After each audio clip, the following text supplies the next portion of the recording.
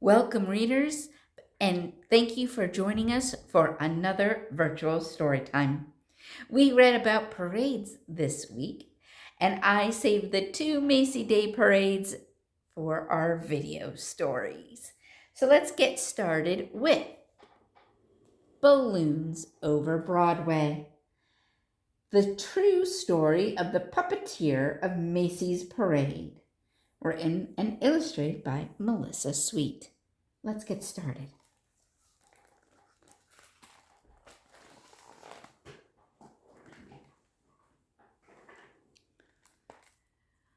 From the time he was a little boy, Tony Sarg loved to figure out how to make things move.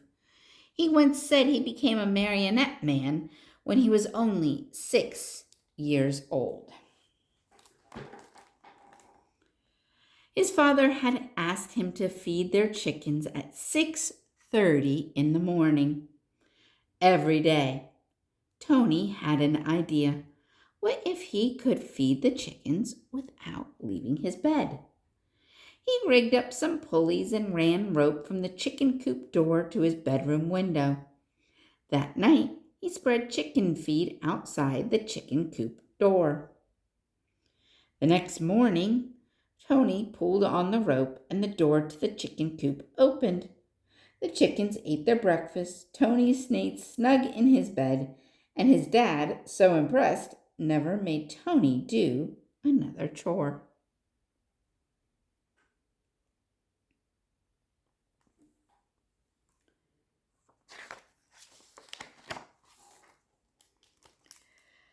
When Tony grew up, he moved to London, where he discovered that no one was making marionettes for kids anymore. So out of wood, cloth, and strings, Tony began to make puppets. He figured out ways to make his marionettes' movement so lifelike that they performed as if they were real actors. Word soon spread about Tony's amazing marionettes. When Tony moved to New York City, the Tony Sarg Marionettes began performing on Broadway.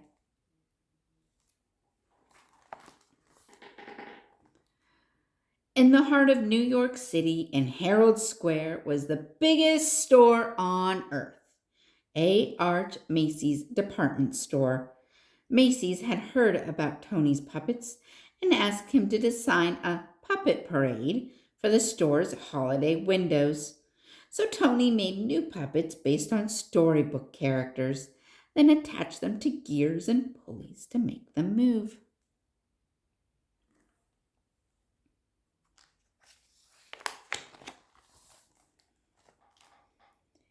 In Macy's Wondertown windows, Tony's mechanical marionettes danced across the stage as if by magic. All day long they performed to shoppers jostling for a better look.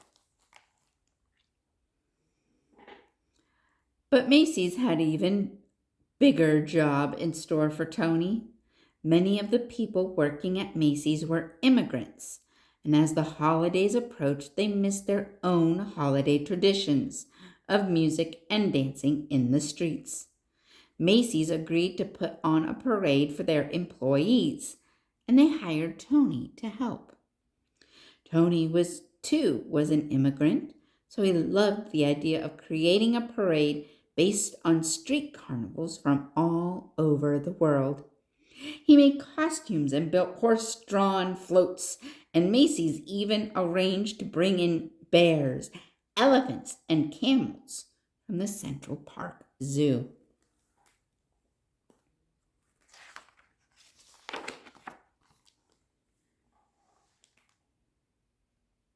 The animals joined hundreds of Macy's employees on Thanksgiving Day, 1924. Winding their way from Harlem to Herald Square, it was a dazzling parade.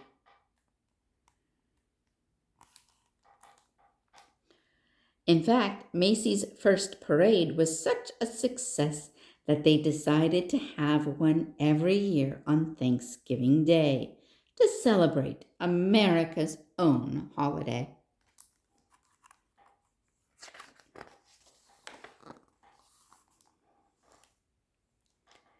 Each year the parade grew, but when Macy's brought in lions and tigers, oh my, in addition to the bears, elephants, and camels, oh my, the animals roared and growled and frightened the children.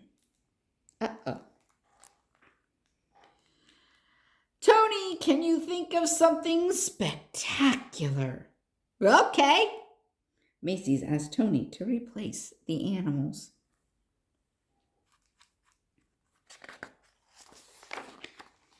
Tony hoped to replace the animals with some kind of puppets, but his marionettes were less than 3 feet tall. He would have to make much larger puppets in order for them to be seen in the parade. And how could he make them strong enough to hold up in bad weather, yet light enough to move up and down the streets?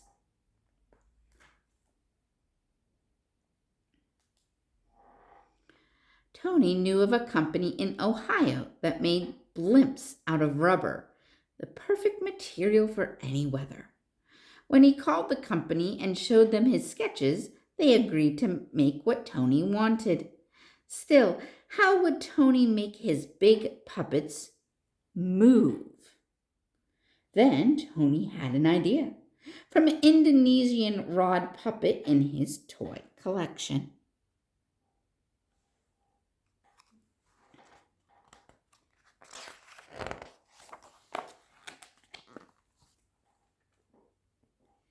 On Thanksgiving Day, Tony's creatures, some as high as 16 feet, spilled into the streets, and the crowds cheered wildly.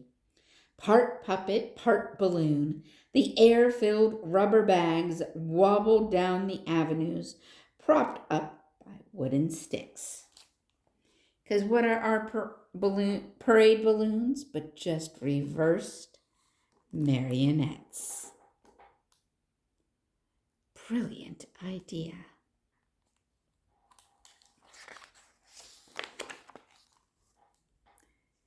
By now, the sidewalks were so packed with people that only those in the first few rows could really see the parade.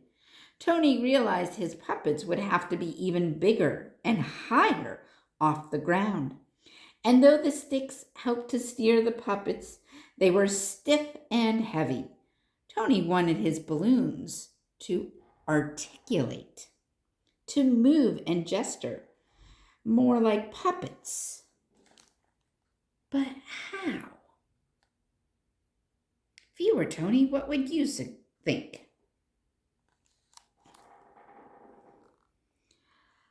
With a marionette, the controls are above and the puppets hangs down.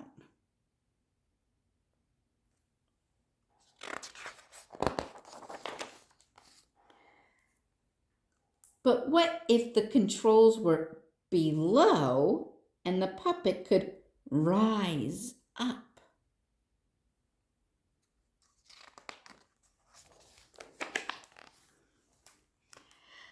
During the next year, Tony set his new idea into motion. This time he asked the company in Ohio to make balloons out of rubberized silk, as strong as rubber but lighter than rubber alone. Most important, Tony ordered the balloons to be filled not just with air, but with helium too. Since helium is lighter than air, it would make the balloons rise. Once the puppets were completed, they were deflated and shipped back to Tony in New York.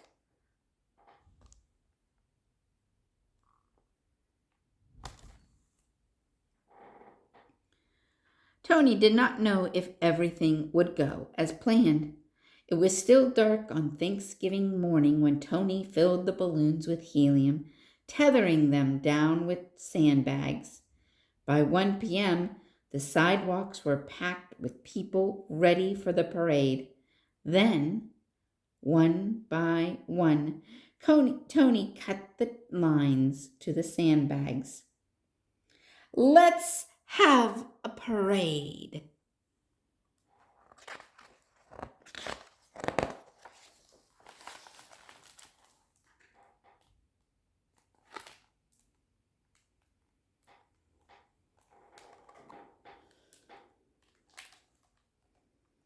The magnificent upside-down marionettes rose up to the skies.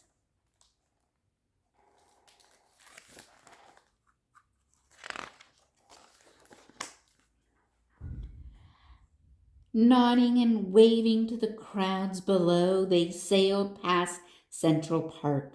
They sallied down Broadway. They shimmied and swayed through the canyons of New York City.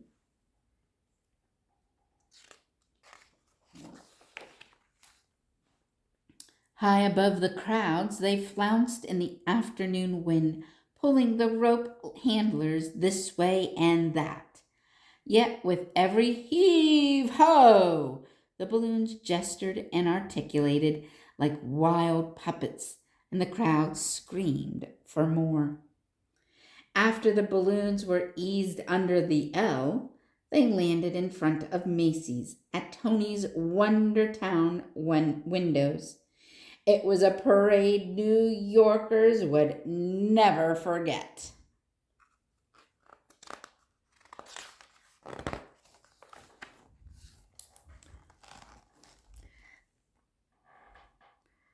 From that day on, every Thanksgiving morning, crowds have lined the sidewalks of New York City to see what new balloons would rise to the skies for Macy's famous parade.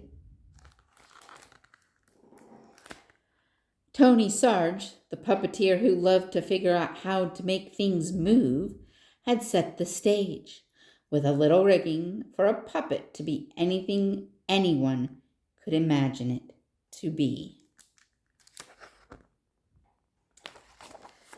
There's some wonderful information, author's note and information about Tony Sarg and bibliography and resources in the back of the book.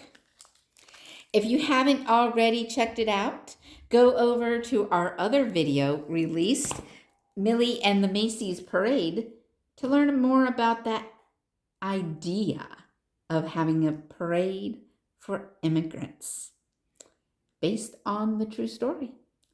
So, thank you for joining us, and we hope to see you again very soon.